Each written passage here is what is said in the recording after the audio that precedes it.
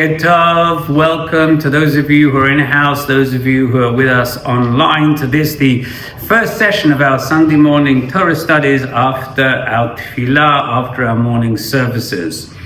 For those of you who have been monitoring my Instagram account, you will note all the different questions that we have been responding to, and there's one particular question that I want to address today that seems to be overarching, that people seem to have asked quite a few times, and that is, how can a rabbi work on Shabbat and be paid for it?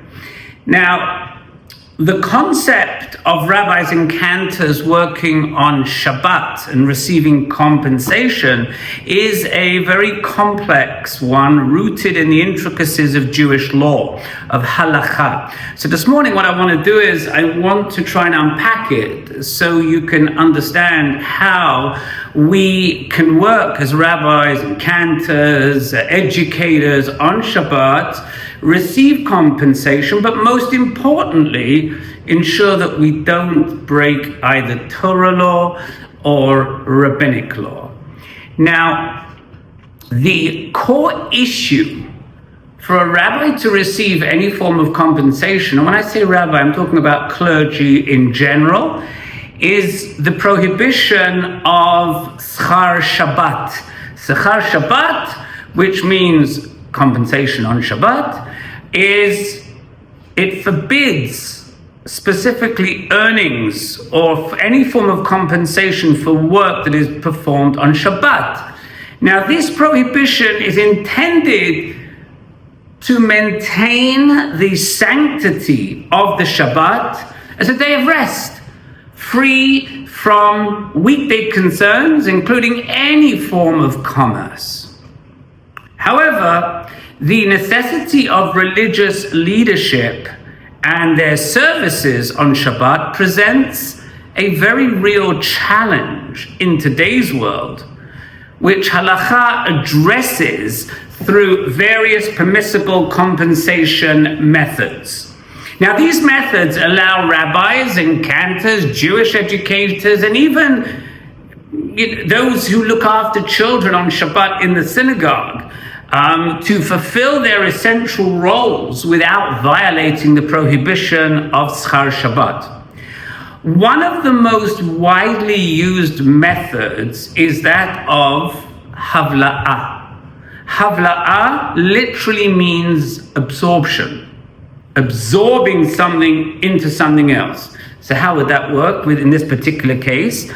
In our case, the approach involves incorporating payment for Shabbat services into a much broader compensation package, including payment for work that is done on weekdays. Now, the principle behind Havla'ah is that by not assigning a specific payment for work that's being done on Shabbat, the prohibition of Sechar Shabbat is avoided. And I want to give you some of the examples of how Havla'ah can actually be applied within our particular case. Well, if you have a rabbi or a cantor who's employed by a congregation, the congregation needs to set a monthly salary. A rabbi and a cantor receives, usually, a set monthly salary that covers all the duties that he or she performs throughout the entire month, both on those days, Shabbat and weekdays, that they have to perform all their duties. And this method is commonly used in most synagogues and is considered a very practical way to compensate the essential staff members. Now, the payment is not specifically for Shabbat work, but rather a general payment for their work over a much longer period. That's one way that you can overcome the laws of violating the working of Shabbat, the Sechar Shabbat. The other one is a lump sum payment. A person who works before and during Shabbat is paid a lump sum for all their work. Now, this is different from somebody who is a full-time employee, a rabbi, a cantor of a synagogue, and somebody who perhaps works for a very small synagogue, who can't afford to employ a full-time rabbi or cantor. They pay them for Friday night Shabbat and for Yom Tov. So it's more of a problem, because it's more focused on Shabbat and Yom Tov. So this way, what the synagogue can do is pay them a lump sum payment. And they do so before Shabbat to include all the work that is necessary for them to do when they are fulfilling their obligations on Shabbat. So for instance, a chazan, he has to prepare, he or she works hard to prepare their music, to practice, to warm up. A rabbi has to write sermons and perhaps make calls to members to ensure their count will be in synagogue on Shabbat. So all these extra things. This approach does not specify what portion of the payment is for the actual Shabbat services and for that which is being done to prepare for Shabbat and Yom Tov. So it avoids the violation of Sechar Shabbat. And then the other one, well, what about, you could say, well, what about the person who perhaps is hired just to come in on Shabbat morning, perhaps to read Torah, or to look after children in a children's service. And what the rabbi suggests in this case is to make sure that the payment that you're going to receive includes other services, i.e. travel, any form of preparation for the duties, very similar to the lump sum amount. But in this case, for instance, somebody's going to look after children and children's service, perhaps on the Thursday or the Friday, they go out and they buy candy or they buy nash or something for them to have, or games or something, and then they submit the entire amount in one lump sum. Now, what I call the relevant sources of Halacha in this particular case emphasize the importance of not singling out Shabbat and not making it specific that the payments are for compensation on Shabbat. The payment must not be broken down into separate amounts.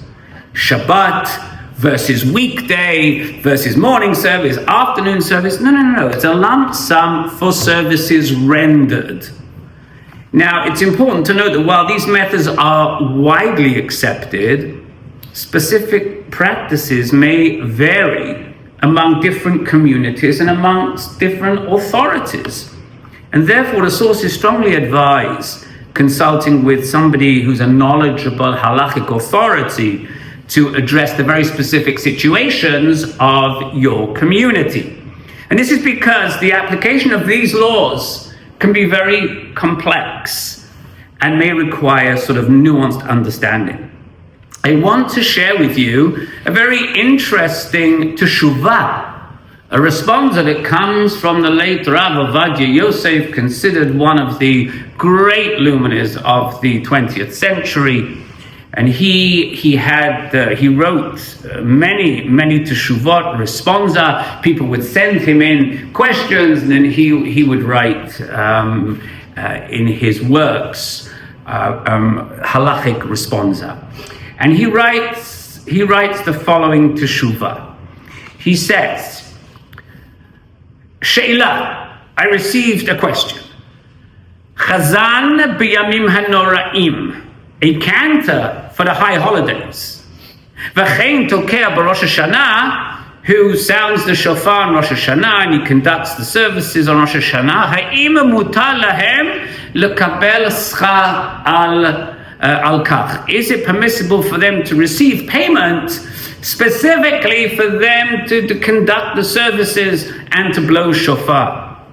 Or yesh chashash ishur mishum Sechar Shabbat v'Yom Tov. Or could it be considered a violation of the laws of Sechar Shabbat, earning on Shabbat? Now, for the sake of brevity of time, rather than reading the entire Hebrew, I'm going to give you the English, what he said. He answers as follows, and he quotes the Talmud in Bava Metzia that explains that performing certain actions on Shabbat is prohibited only rabbinically.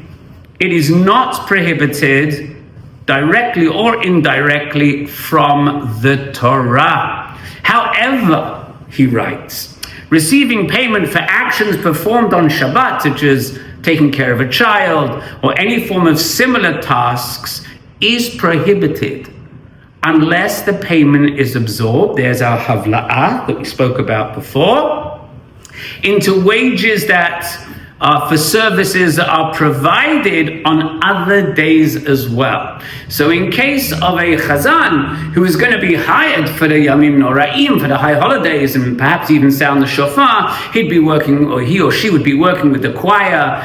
They would be practicing vocal lessons, whatever they needed to do to ensure that when they come onto the bima, they are ready.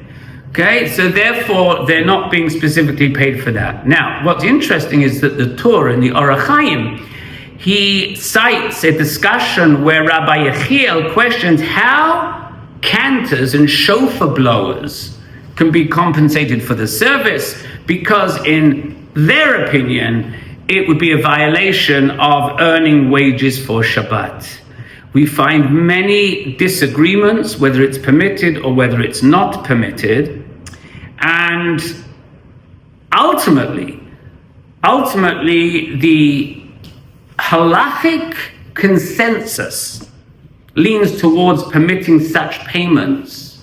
And the rationale behind it is really quite logical, because it facilitates the observance of mitzvot, provided that the payments to the officiants are structured appropriately. And this is the sort of echoed opinion of all the contemporary authorities. Now, in addition to Havla'ah, there is also alternatives that permit payments for work on Shabbat, and when it's done to fulfill a mitzvah, a religious commandment, or to enhance communal Shabbat observance. And that is actually what rabbis and cantors do every Shabbat. The whole idea about engaging rabbanim and chazanim to be up there on the bima is to enhance the observance of Shabbat. In these cases, the primary intent is to fulfill a religious obligation rather than engage in commercial activity. So how would these concepts work? Well, you have the mitzvah purpose when the work is performed on Shabbat or on Yom Tov, and it enhances, as I said, the observance. It can be permissible to receive compensation. The focus here is on religious obligation. The focus shifts from a commercial nature of the work to the religious purpose and helping others in the observance of mitzvot. So in other words, an example for that would be if you're paying an individual who leads prayers or provides childcare services during Shabbat services, it is viewed as facilitating communal worship, which is in itself a mitzvah. So, in summary, the key distinction is that while Sechar Shabbat, it generally prohibits payments for work done on Shabbat, there are exceptions. Havla'ah is one method to circumvent this prohibition. Another is when the work itself is considered a mitzvah, or services al shem mitzvah, a religious purpose. And by emphasizing the religious purpose of the work, compensation becomes permissible because the focus shifts away from the communal nature of commercial activity on Shabbat.